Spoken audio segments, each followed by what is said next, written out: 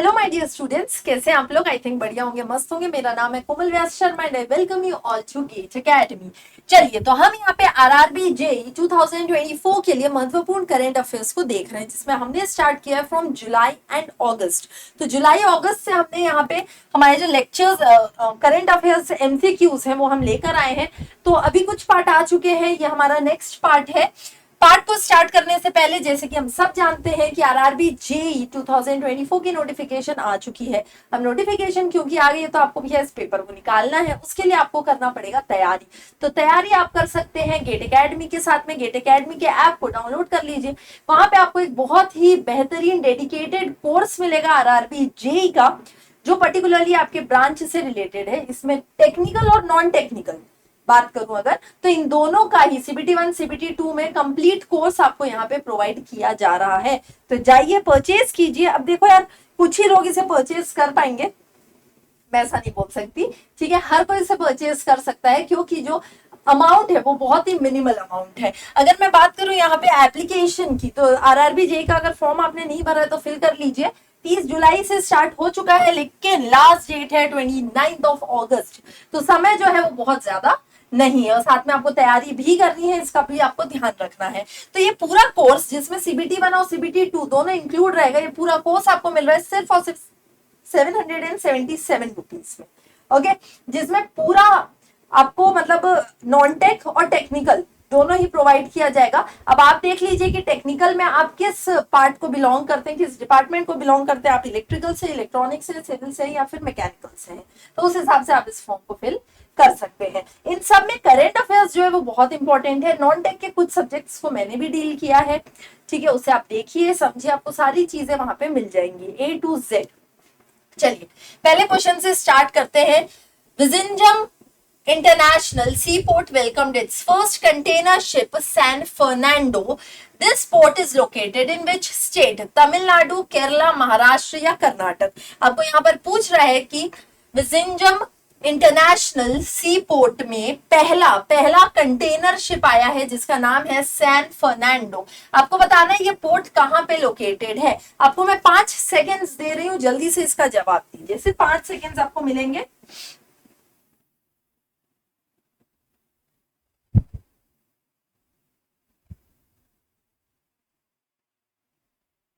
Okay, चलिए, तो यहाँ पे इसे बनाना चालू करते हैं। एक मिनट।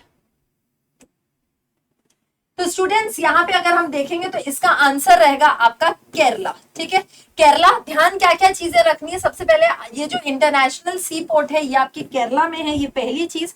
दूसरा, शिप का नाम क्या है, आपको यहाँ पे शिप का नाम भी पूछ सकता है। तो कंटेनर शिप जो आया है उसका नाम है सैन फर्नांडो। अच्छा, अब आपको ये भी पूछा जा सकता है कि भैया ये सैन फर्नांडो आया कहां से है, तो ये आया है चाइना के जायमन पोर्ट से, जायमन पोर्ट,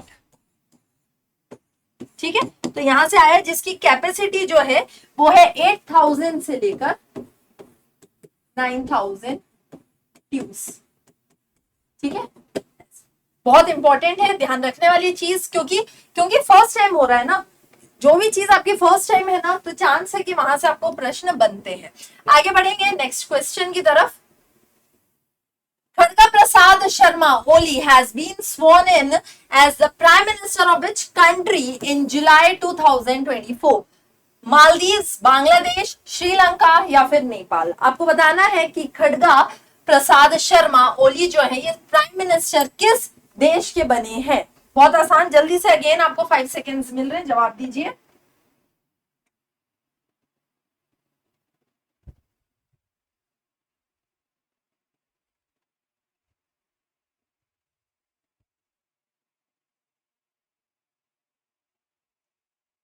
चलो देखते हैं। तो यहाँ पे अगर बात की जाए तो आपका आंसर जो रहेगा वो रहेगा नेपाल। बहुत इंपॉर्टेंट, ठीक है। और ये चौथी बार, 4th टाइम आपके प्राइम मिनिस्टर बने हैं, ये भी आपको ध्यान में रखना है। फर्स्ट टाइम 2015 में बने थे, ठीक है। अभी इनको लोअर हाउस में इनको अपना बहुमत सिद्ध करना पड़ेगा। लोअर हाउस में 30 डेज के अंदर अंदर बहुमत सिद्ध करना पड़ेगा। आपको ये भी पूछा जा सकता है कि ओके प्राइम मिनिस्टर तो हमें समझ में आ गया, खड़गा प्रसाद शर्मा ओली है, ठीक है। प्राइम मिनिस्टर को ओथ कौन दिलाते हैं भैया, प्रेसिडेंट दिलाते हैं। तो प्रेसिडेंट कौन है नेपाल के, तो उनका नाम भी आपको याद रखना है, रामचंद्र पौडेल, रामचंद्र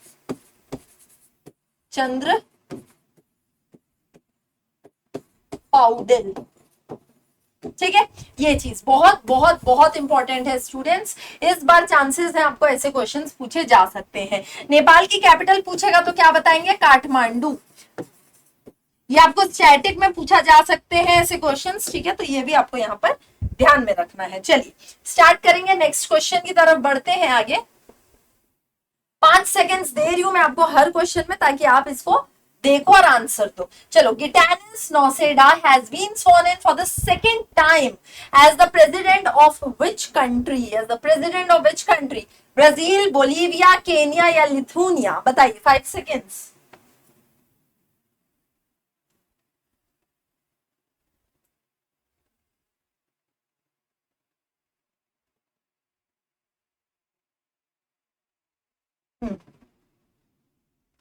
चलिए, तो गिटानिस नौसेडा की देखो क्वेश्चन दोनों तरीके से पूछ सकता है, ठीक है। तो यहाँ पे फिलहाल क्या पूछ रहा है आपको कि ये प्रेसिडेंट बने हैं गिटानिस नौसेडा, कहाँ के बने हैं? तो भैया ये बने हैं लिथुनिया के। कहाँ के?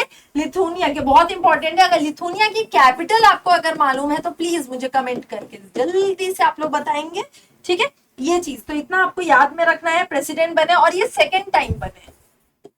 अभी ये जो प्रेसिडेंट बने हैं ना, तो ये आपके क्या बने हैं, सेकेंड टाइम बने हैं ऐसे। ओके, इंपॉर्टेंट है। चलिए आगे बढ़ेंगे जल्दी से नेक्स्ट क्वेश्चन की तरफ। Okay, Barbora Krejcikova who has won the women's singles title of the 2024 Wimbledon tennis championship belongs to which country? बहुत इंपॉर्टेंट, आपके सिलेबस में ना स्टूडेंट्स पर्टिकुलरली स्पोर्ट्स दिया गया है अलग से। अब क्योंकि अलग से दिया है ना, इसलिए आपको इसके बारे में मालूम होना चाहिए। ओके, तो स्विट्जरलैंड, स्पेन, जेज रिपब्लिक या फिर सर्बिया? बताइए क्या आंसर रहेगा।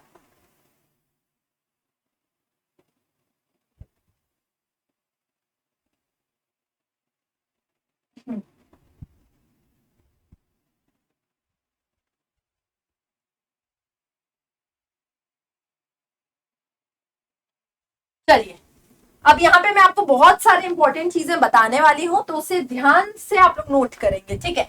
सबसे पहले अगर आपको पूछता है 2024 विंबलडन टेनिस चैंपियनशिप जो है किसके द्वारा जीती गई, तो आप क्या नाम बोलेंगे, बारबोरा क्रेजिस्कोवा, ठीक है। ये कौन है, ये विमेन सिंगल्स, इन्होंने विमेन सिंगल्स टाइटल जीता है। अगर मैं बात करूं कि भैया विंबलडन टेनिस चैंपियनशिप में मेंस सिंगल किसने जीता है,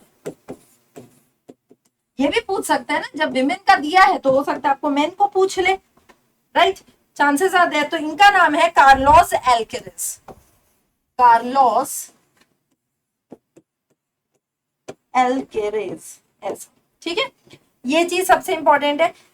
नेक्स्ट चीज की कार्लोस जो है, ठीक है, ये अपना चौथा ग्रैंड स्लैम जीते हैं, 4th ग्रैंड स्लैम जो इन्होंने जीता है अभी मेन सिंगल्स, ठीक है। ये तो ये भी ध्यान रखेंगे। Okay, Novak Djokovic, Novak Djokovic, हम सब जानते हैं इनका नाम। सबसे ज्यादा ग्रैंड स्लैम्स जीता है इन्होंने, maximum grand slams, maximum grand slams कितने, 24। तो पूछने को स्टूडेंट्स इतने क्वेश्चंस आपको पूछे जा सकते हैं। अब आते हैं यहाँ पर, आपको अगर पूछता है कि बारबोरा जो है जिन्होंने विमेन सिंगल्स जीता है ये किस देश से है, तो भैया ये सेज रिपब्लिक से, ठीक है, सेज रिपब्लिक। बहुत इंपॉर्टेंट है, ध्यान रखने वाली चीज। चलो आगे बढ़ेंगे नेक्स्ट क्वेश्चन की तरफ। Spain defeated which country in Berlin to win the European football championship title? आपको बताना है स्पेन ने किस कंट्री को हराया है, कहां पर भैया, बर्लिन में, किस टूर्नामेंट में, तो यूरोपियन फुटबॉल चैंपियनशिप, ठीक है, और ये टाइटल जीता। बताइए, सोमालिया, इंग्लैंड, स्विट्जरलैंड या जर्मनी? Again 5 seconds.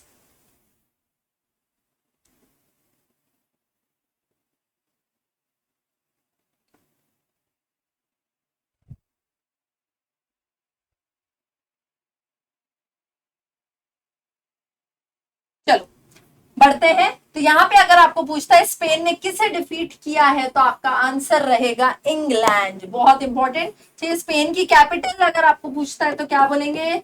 स्पेन की कैपिटल पोलैंड,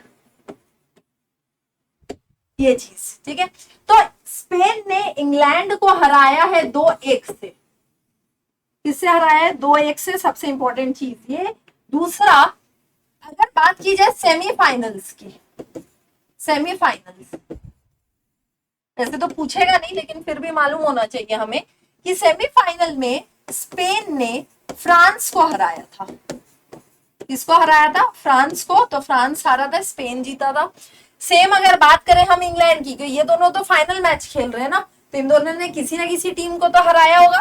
तो इंग्लैंड और नीदरलैंड्स, इनके बीच में हुआ था, जिसमें नीदरलैंड हारा था, इंग्लैंड जीता था। ठीक है, फिर इन दोनों के बीच में फाइनल मैच हुआ। फाइनल मैच स्पेन जीता और इंग्लैंड जो है ये हार गया। ओके, ऐसे। तो यहां का आंसर क्या रहेगा? England, England. चलो नेक्स्ट क्वेश्चन जो आएगा स्टूडेंट्स, इसी में से आपके क्वेश्चंस बन के आएंगे, इससे बाहर कुछ भी नहीं आने वाला। Next, the central government has amended the rules to give more powers to the lieutenant governor of which union territory। आपको बताना है सेंट्रल गवर्नमेंट ने अभी अमेंड किया है रूल्स, उन्होंने किस यूनियन टेरिटरी के लेफ्टिनेंट गवर्नर, देखिए जितने भी यूनियन टेरिटरीज होते हैं ना, वहां सीएम नहीं होते। सीएम मिलेंगे आपको सिर्फ पौंडीचेरी और दिल्ली में, ये तो एक्सेप्शंस है। इसके अलावा जितने यूटीज हैं वहां सीएम नहीं होते, वहां पे लेफ्टिनेंट गवर्नर्स होते हैं। सेंट्रल गवर्नमेंट के पास ही पूरा अधिकार रहता है यूटीज को लेकर। तो किस यूटी में आपको पूछ रहा है कि किस यूटी को के लेफ्टिनेंट गवर्नर को पावर्स दी गई है, ज्यादा पावर्स दी गई है सेंट्रल गवर्नमेंट के द्वारा? बताइए क्या आंसर रहेगा? Again 5 seconds to you.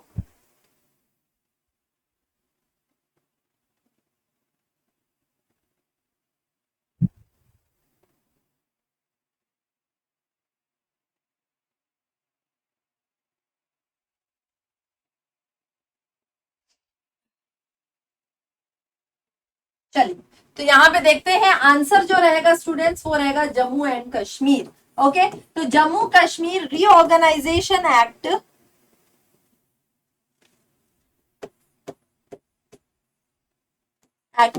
Of 2019, तो इसको अमेंड किया है। अमेंड करना मतलब चेंजेस करना, इसमें कुछ रूल्स चेंज किए गए। किसके द्वारा किए गए भैया? होम मिनिस्ट्री के द्वारा, होम अफेयर मिनिस्ट्री के द्वारा चेंजेस किए गए हैं। और कुछ ज्यादा पावर्स दी गई है यहाँ पर, किसको? जम्मू कश्मीर के लेफ्टिनेंट गवर्नर। ओके, ये चीज। चलो आगे बढ़ेंगे नेक्स्ट क्वेश्चन की तरफ।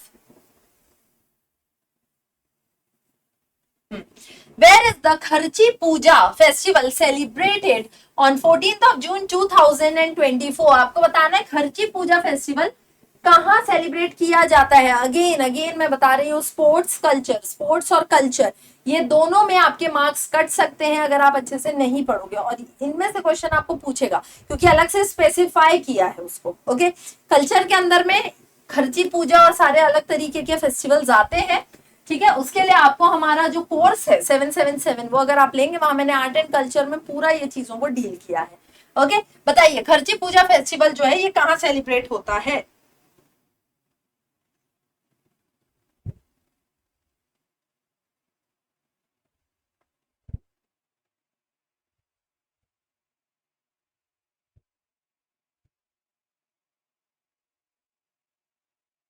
आइए, तो खर्ची पूजा फेस्टिवल की अगर बात की जाए तो ये आपके त्रिपुरा में आयोजित किया गया। ठीक है, ये फेस्टिवल कहाँ हुआ? त्रिपुरा में। त्रिपुरा के सीएम का नाम है मानिक साहा, मानिक साहा। ऐसे तो इतनी चीज आपको मालूम होनी चाहिए। खर्ची पूजा जो है यहाँ पे सेलिब्रेट किया गया है ना। बहुत से पिलग्रिम्स जो है वो यहाँ पे आते हैं। हमारा जो पड़ोसी मुल्क है बांग्लादेश, वहां के भी पिलग्रिम्स जो है वो आते हैं इस फेस्टिवल को यहाँ पे मनाने के लिए। त्रिपुरा की कैपिटल आपको पूछेगा तो क्या बोलेंगे? Agartala, Agartala. Next question. Okay, बताइए union home minister Amit Shah inaugurated Pradhan Mantri excellence college in all 55 districts of which state? Union home minister Amit Shah ने इनॉग्रेट किया प्रधानमंत्री एक्सीलेंस कॉलेज कहाँ पे किया है? तो भैया 55 डिस्ट्रिक्ट्स में किया है। तो किस राज्य के 55 डिस्ट्रिक्ट्स में किया है, आपको ये बताना है, बताइए।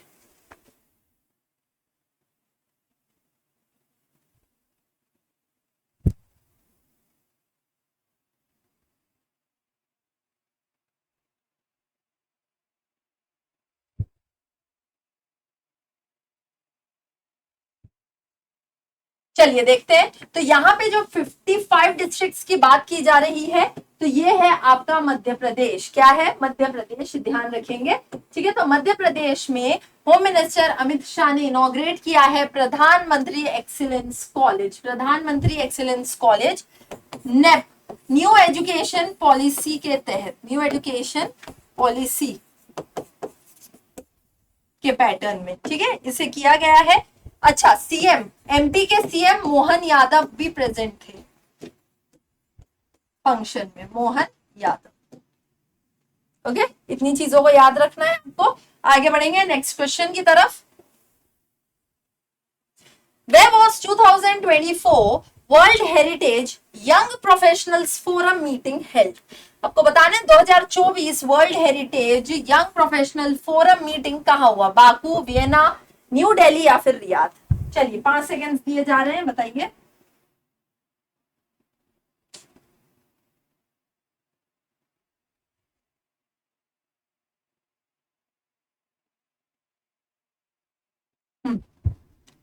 चलिए, तो यहाँ पे अगर हम आंसर की बात करेंगे स्टूडेंट्स, तो आपका आंसर रहेगा न्यू दिल्ली। बहुत इंपॉर्टेंट है।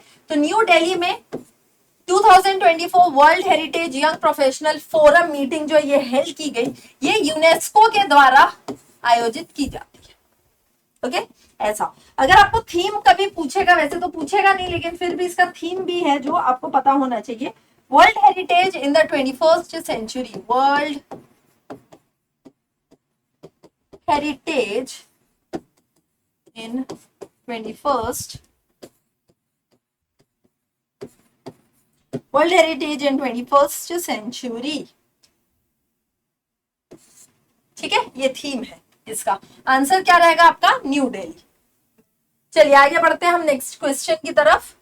Name the city in July 2014, sorry July 14 2014 में ये डेट है, ये set a new Guinness world record in the category of most trees planted by a team in 24 hours by planting over 1.1 million saplings. सोचिए, world Guinness world record 1.1 million saplings को यहाँ पे plant किया गया है, किस टीम के द्वारा? ठीक है, वो टीम जो है वो कहाँ की थी? 24 आवर्स के अंदर अंदर आपको बताना है कौन सी सिटी है वो जहां ये टीम वर्क कर रही है, उन्होंने इतने प्लांट्स लगाए हैं। भोपाल, लखनऊ, पटना या Indore? 5 seconds to go, answer the question.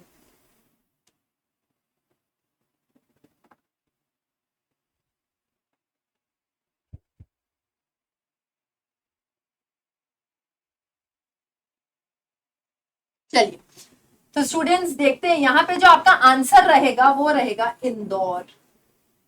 ठीक है, ये चीज।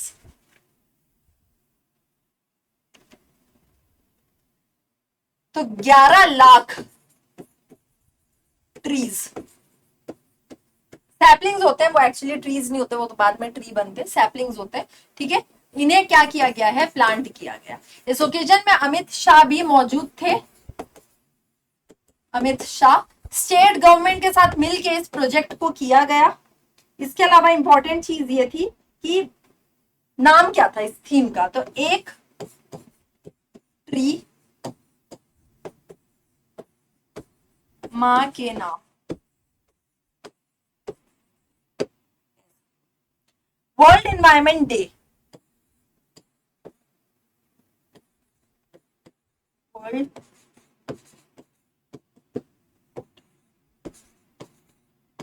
वर्ल्ड एनवायरमेंट डे कब मनाया जाता है? जून 5। ये भी आपको ध्यान रखना है, बहुत इंपॉर्टेंट है। ठीक है, जून 5।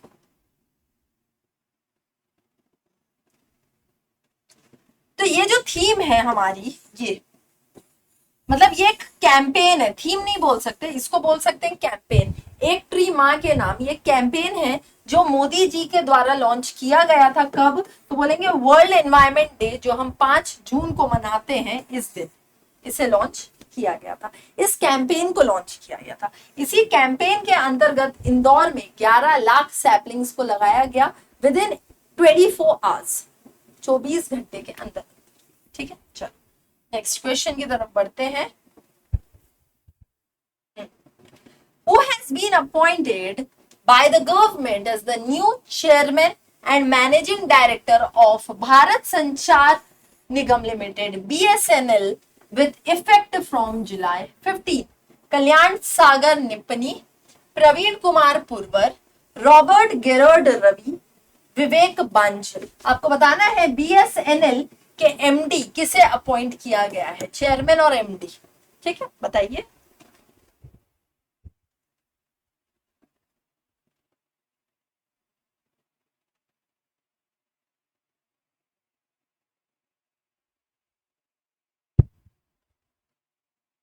चलिए आसान है, बता देती हूं मैं। इसका आंसर है आपका रॉबर्ट गेरर्ड रवि। ठीक है, सेकेंड टाइम बीएसएनएल के साथ इन्हें जोड़ा गया है। ठीक है, as an MD and chairman second time. ठीक है, ध्यान रखने वाली चीज। चलो आगे बढ़ेंगे। अब बीएसएनएल का ही जनरली इसलिए याद रखना है क्योंकि गवर्नमेंट से रिलेटेड है। Which of the following countries has joined hands to develop the long range cruise missile? आपको बताना है कि कौन सी कंट्री ने, मतलब वो कौन कौन सी कंट्रीज है जिन्होंने एक साथ मिलकर ये कहा है कि वो डेवलप करेंगे लॉन्ग रेंज क्रूज मिसाइल। ठीक है, तो बताइए। ये बी है। ठीक है, ए में है आपका Poland, Germany, Italy, Hungary. B है आपका France, China, Hungary, Italy. C में है आपका Norway, Sweden, Italy and Germany. और डी में आएगा आपका Poland, Germany, Italy and France. बताइए। 5 सेकेंड्स दिए जा रहे हैं, आंसर देंगे।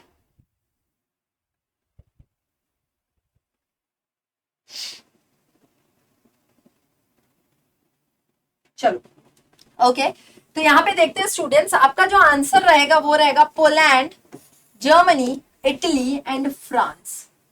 ओके, ये 4 कंट्रीज एक साथ इन्होंने डिसाइड किया है कि हम long range cruise missile develop करेंगे जिसकी रेंज जो रहेगी वो रहेगी मोर देन 500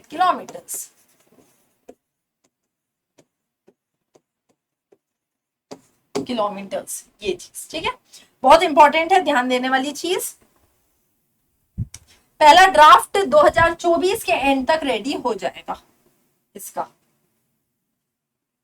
चलो, अब ये चारों को अगर आप देखोगे ना ध्यान से, यू विल फाइंड कि ये चारों नाटो कंट्रीज है। तो नाटो की डिमांड को कंप्लीट करने के लिए ही ये लोग एक साथ आए हैं। चलो next question. The second Asia Pacific ministerial conference will be held in which country? South Korea, China, India या Japan? Second Asia Pacific ministerial conference कहां पर होगा, किस कंट्री में होगा, आपको बताना है। ठीक है, साउथ कोरिया में, चाइना में, इंडिया या जापान? बताइए।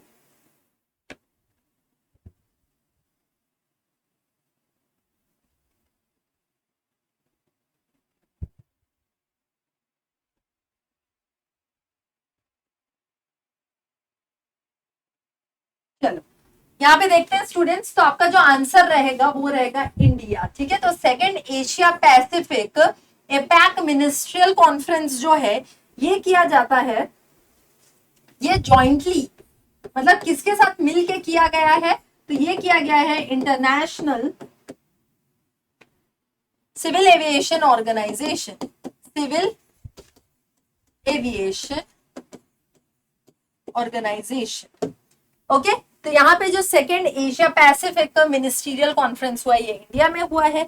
किसके साथ में हुआ है? तो आपको याद रखना है इंटरनेशनल सिविल एविएशन ऑर्गेनाइजेशन। ठीक है, बात की जाए अगर इसकी कि ये इतना इंपॉर्टेंट क्यों है, ICAO। ओके, तो ये आपका एक इंटर गवर्नमेंट स्पेशलाइज्ड एजेंसी है, इंटर गवर्नमेंट स्पेशलाइज्ड एजेंसी। कहां की एजेंसी है? तो आप बोलेंगे ये यूनाइटेड नेशंस की एजेंसी है। ओके ये चीज इंपॉर्टेंट है। 1947 में इसे फॉर्म किया गया था और इसका जो हेडक्वार्टर है वो है मॉन्ट्रियल कनाडा में।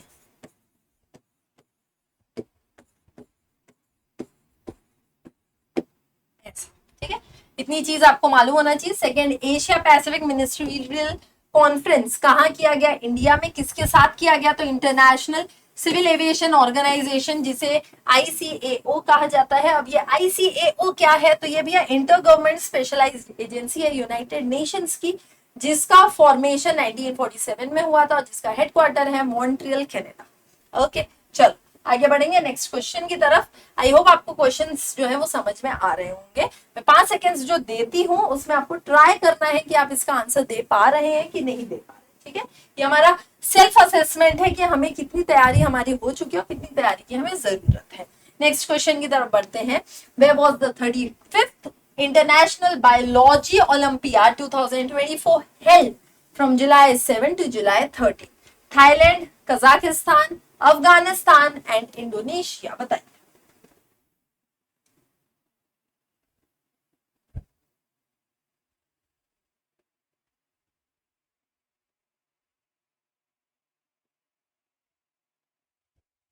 चलिए तो बात करते हैं यहाँ पे। तो 35th इंटरनेशनल बायोलॉजी ओलंपियाड जो है ये कजाकिस्तान में किया गया। बस ये चीज इंपॉर्टेंट है। ठीक, कजाकिस्तान की कैपिटल अगर आपको पता है तो कमेंट करके मुझे जरूर बताएं। Which states cabinet has approved a bill mandating 50% reservations for locals in management jobs? आपको बताना है किस स्टेट के कैबिनेट ने इसे अप्रूव कर लिया था एक बिल को, जिसमें मैंडेटरी मतलब करना ही करना है। क्या करना है? तो भैया 50% रिजर्वेशन देना है वहां के लोकल्स को इन मैनेजमेंट जॉब्स, जितने भी जॉब आपके मैनेजमेंट के। ठीक है, केरला, कर्नाटक, तेलंगाना या फिर तमिलनाडु। 5 सेकेंड्स आंसर दीजिए।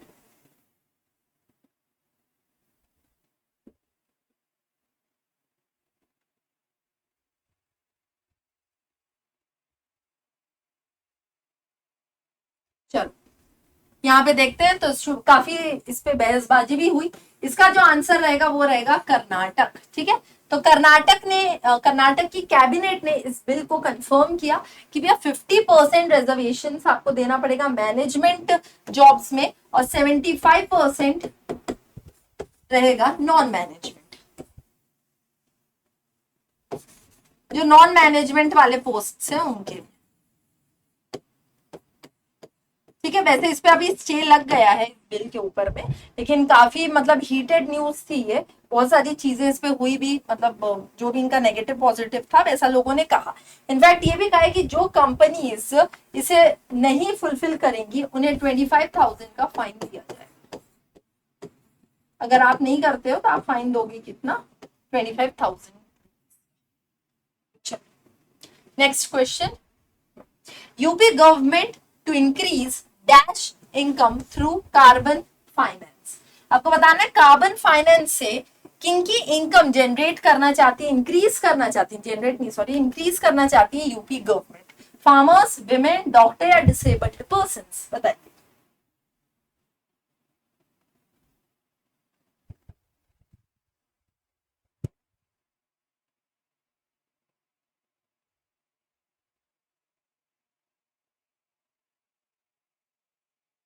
चलो आ जाओ यहाँ पे। तो आपका जो आंसर रहेगा स्टूडेंट्स वो रहेगा फार्मर्स।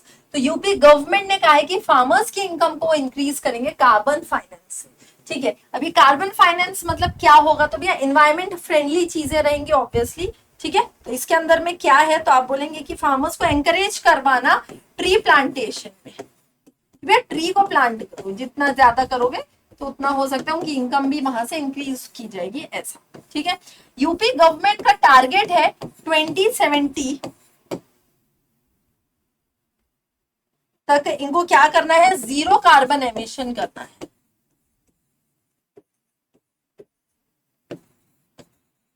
इनका टारगेट है। ठीक है, अब देखते हैं टारगेट कितना फुलफिल होता है। तो इसी के लिए फार्मर्स को बोला गया है कि भाई हम ट्री प्लांटेशन कैंपेन्स जो है उनके साथ में जुड़ो, ट्रीज लगाओ जितना ज्यादा हो सके, उससे आपको कार्बन फाइनेंस दिया जाएगा और उससे आपकी जो इनकम है वो क्या होगी? इंक्रीज होगी। है ना, अभी जितना कमा रहे हैं तो ऑब्वियसली उससे आप क्या करेंगे, ज्यादा कमाएंगे। आगे बढ़ते हैं नेक्स्ट क्वेश्चन की तरफ। The government has amended the composition of NITI Aayog, how many full time members are there in the reconstituted NITI Aayog? बताइए, आपको मिल रहे हैं 5 सेकेंड्स जवाब देने के लिए।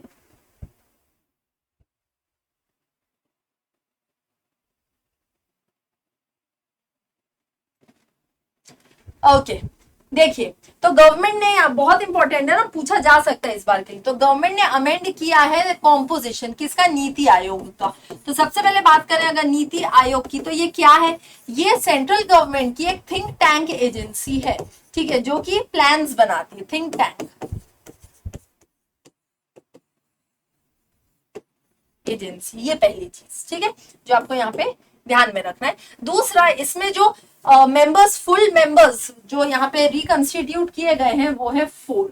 कितने हैं, 4। अब इसमें आपको ना सारी चीजें पता होनी चाहिए कि कौन क्या है। तो पहले तो देखो, पीएम जो है वो कौन होते हैं, वो चेयरमैन होते हैं, चेयरमैन रहेंगे, ठीक है। सुमन बेरी, सुमन बेरी। अब देखो, जो पीएम है, अभी कौन है पीएम, मोदी जी है, तो मोदी जी ही चेयरमैन रहेंगे आपके नीति आयोग के, ठीक है। बात करें सुमन बेरी की, तो ये वाइस चेयरमैन रहेंगे, वाइस चेयरमैन, ठीक है। फुल टाइम मेंबर्स में कोई भी चेंज नहीं हुआ है, जो 4 पर्सन है वही रहेंगे, वो है आपके वीके सारस्वत,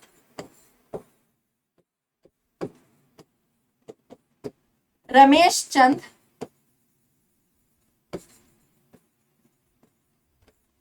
वीके पॉल, आनंद बिरमानी,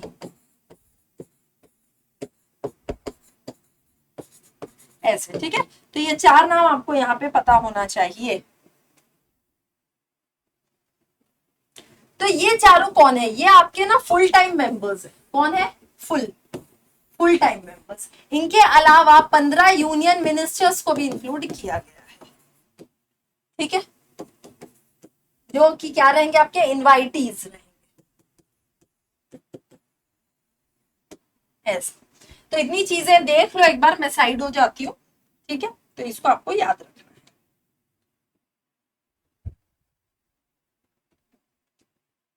नेक्स्ट क्वेश्चन की तरफ बढ़ते हैं। Okay, Dr. S. Jaishankar recently inaugurated the Maitri Udyan as a symbol of friendship in which country? आपको बताना है डॉक्टर एस जयशंकर जो कि कौन है, जो हमारे देश के union external minister, external affairs minister, right. तो इन्होंने इनॉग्रेट किया मैत्री उद्यान को, ठीक है। तो मैत्री उद्यान मतलब मित्रता, तो किसके साथ फ्रेंडशिप को दिखाने के लिए इसे किया गया है। 5 सेकेंड्स है, बताइए आंसर।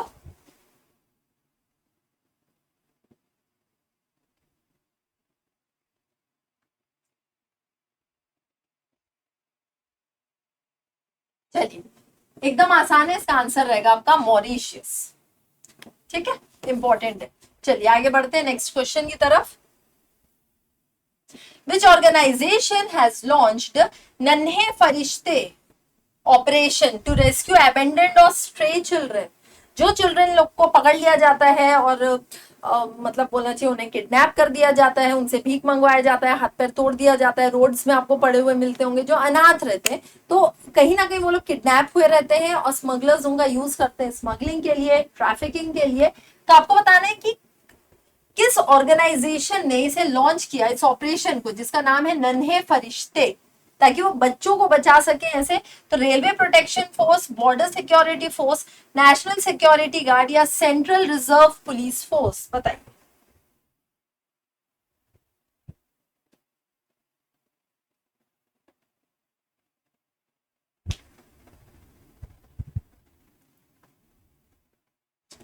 तो देखो, अब क्योंकि आप आरआरबी का एग्जाम दे रहे हो ना, चांसेस हैं कि ये क्वेश्चन आ सकता है, तो इसका आंसर रहेगा स्टूडेंट्स रेलवे प्रोटेक्शन फोर्स। क्या आंसर रहेगा, रेलवे प्रोटेक्शन फोर्स, ध्यान रखेंगे, बहुत इंपॉर्टेंट है, ठीक है। तो आरपीएफ जो है ये लॉन्च किया गया था 2018 में, और तब से लेके आज तक मोर देन 80,000 स्टूडेंट्स को, सॉरी स्ट्रे बच्चों को यहाँ पे रेस्क्यू कर दिया गया है, उन्हें बचा लिया गया है, ढूंढ लिया गया है, ऐसा आंसर क्या रहेगा आपका आरपीएफ। चलो आगे बढ़ते हैं नेक्स्ट क्वेश्चन की तरफ।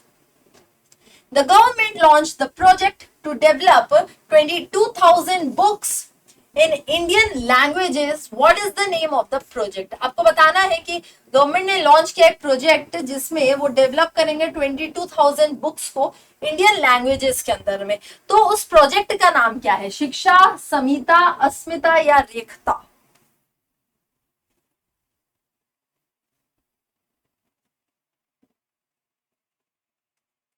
तो स्टूडेंट्स यहाँ पे अगर बात करें तो इसका आंसर रहेगा अस्मिता, ध्यान रखेंगे Asmita. Okay,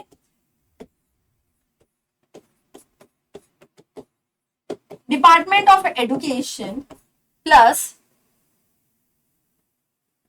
department of education और इसके साथ में आपका क्या नाम है, यूजीसी।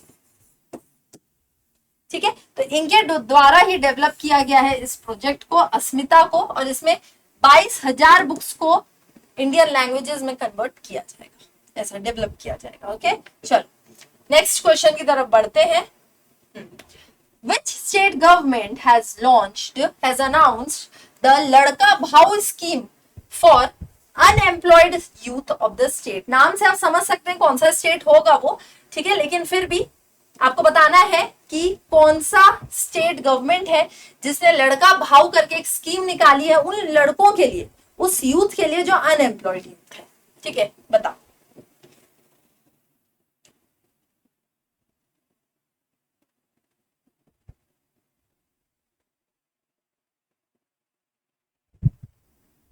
एकदम आसान है।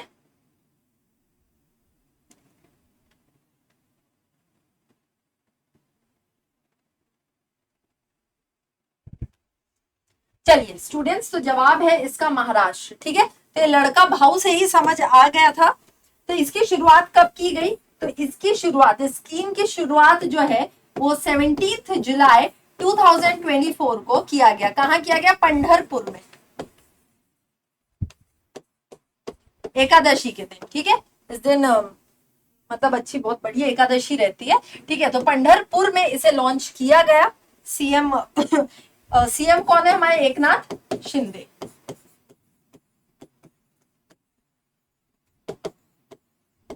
इनके द्वारा इसे किया गया ये चीज। ठीक है, अब एक और स्कीम है मुख्यमंत्री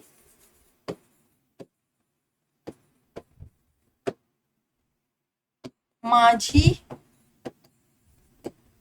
लड़की बहन।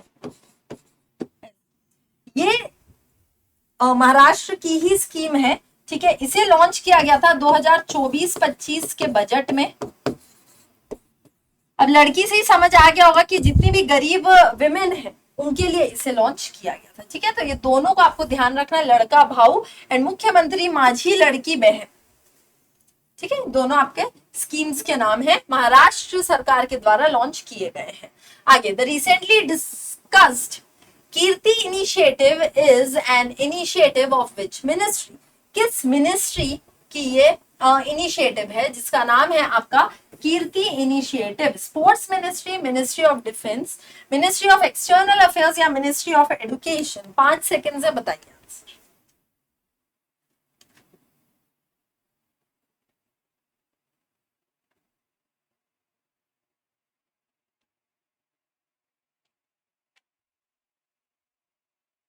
चलिए, तो देखिए कीर्ति इनिशिएटिव जो है ये इनिशिएटिव है आपका इनिशिएटिव ऑफ स्पोर्ट्स मिनिस्ट्री। ठीक है, जिसमें प्लेयर्स को ढूंढा जाएगा ऑल ओवर इंडिया से, जितने भी अच्छे प्लेयर्स हैं, टैलेंटेड प्लेयर्स हैं। ठीक है, कि मतलब ओलंपिक्स में जिन्हें भेजा जा सकता है। आप खुद देख सकते हैं भारत का प्रदर्शन उतना अच्छा नहीं रहा इस बार ओलंपिक्स में, अभी तक तो एक भी गोल्ड नहीं आया और अब तो मुश्किल है और आना। ठीक है, तो ये एक बहुत बहुत बेकार चीज है कि दुनिया की सबसे बड़ी पॉपुलेशन जो है वो हमारे देश में, और हम एक गोल्ड भी नहीं ला सकते ओलंपिक्स में। ठीक है, ओके, बाकियों ने मेहनत किया, जिन्होंने सिल्वर लाया, ब्रॉन्ज लाया, लेकिन गोल्ड हम डिजर्व करते हैं। राइट, पिछले साल एक गोल्ड था हमारे पास में नीरज चोपड़ा जी के द्वारा। ठीक है, इस बार हमें और मेहनत करनी चाहिए थी। चलिए, कोई दिक्कत नहीं है, अगले बार के लिए इन्हें और तगड़ी तैयारी रखनी है ताकि हमारे पास में एटलीस्ट एक गोल्ड तो आए। ओके, तो मनसुख मंडाविया नाम याद रखेंगे,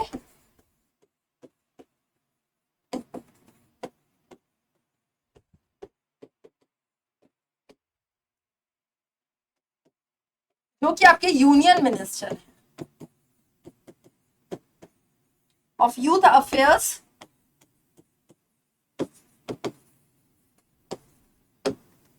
एंड स्पोर्ट्स, ठीक है, और लेबर के भी हैं साथ में ये मिनिस्टर। तो इनके द्वारा इसे लॉन्च किया गया इस इनिशिएटिव को, जिसका नाम है कीर्ति इनिशिएटिव। चलो आज का लास्ट क्वेश्चन है, उसके अंदर में नेक्स्ट पार्ट में हम इसके आगे के क्वेश्चंस को डील करेंगे।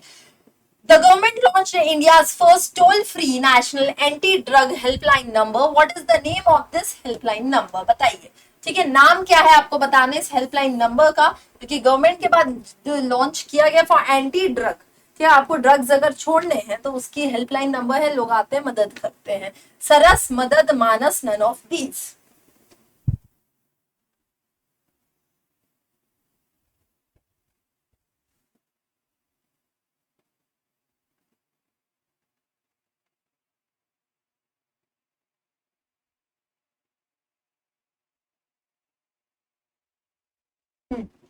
ड्रग रिलेटेड केसेस अगर आपके आसपास में है, उसके लिए नारकोटिक्स डिपार्टमेंट को आप यहाँ पे 1933 पर कॉल करके बता सकते हैं इस बारे में। ये नंबर है हेल्पलाइन नंबर, ठीक है, और यहाँ बात की जाए तो क्या आंसर रहेगा आपका? मानस। ओके, तो नाम क्या है इस हेल्पलाइन नंबर का? तो वो है मानस। बहुत इंपॉर्टेंट है, ध्यान रखना, ठीक है। मानस का फुल फॉर्म भी आप लिख सकते हैं, मादक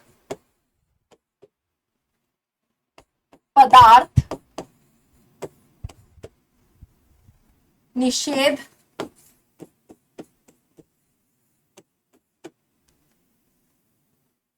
सूचना केंद्र,